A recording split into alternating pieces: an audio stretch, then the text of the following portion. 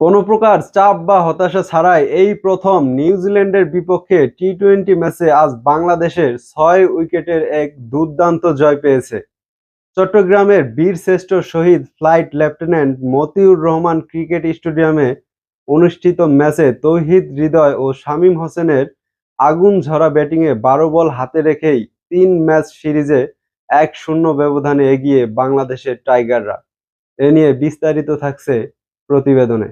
টসে জিতে বাংলাদেশ ফিল্ডিং করার সিদ্ধান্ত নেয়। শুরুতেই নিউজিল্যান্ডের ওপেনার টিম রবিনসনকে সরাসরি থ্রোতে রান আউট করেন তৌহিদ হৃদয়। তবে ডেন ক্লেভার এবং কাটেনে কালকের ৮৮ রানের জুটিতে কিউইরা বড় সংগ্রহের পথে হাঁটে। রিশাদ হোসেনের নিয়ন্ত্রিত বোলিংয়ে শেষ পর্যন্ত নিউজিল্যান্ডের ১৮২ রানে থেমে যায়। ম্যাচের দ্বিতীয় ইনিংসে রান তাড়া করতে নেমে বাংলাদেশের আক্রমণাত্মক শুরু করে।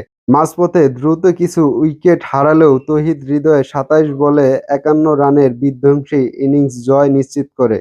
তার এই ইনিংসে তাকে সঙ্গ দেন পারভেজ হোসাইন ইমন ১৪ বলে ২৮ রান, শামীম হোসেন ১৩ বলে ৩১ রান করেন এবং ৬ উইকেটে ও ১২ বল হাতে রেখেই ম্যাচ জয় নিশ্চিত করেন। বাংলাদেশ অধিনায়ক লিটন দাস আজকের ম্যাচে টস জিতে বোলিং করার সিদ্ধান্ত নিয়েছিলেন। নিউজিল্যান্ডের নিয়মিত অধিনায়ক টম ল্যাথাম ইনজুরির কারণে খেলতে না পারায় নিক কেলি নিউজিল্যান্ডের নেতৃত্ব দেন। আজকের এই জয়ের ফলে ওয়ানডে সিরিজের সাফল্যের ধারা টি-টোয়েন্টিতেও বজায় রাখল বাংলাদেশ।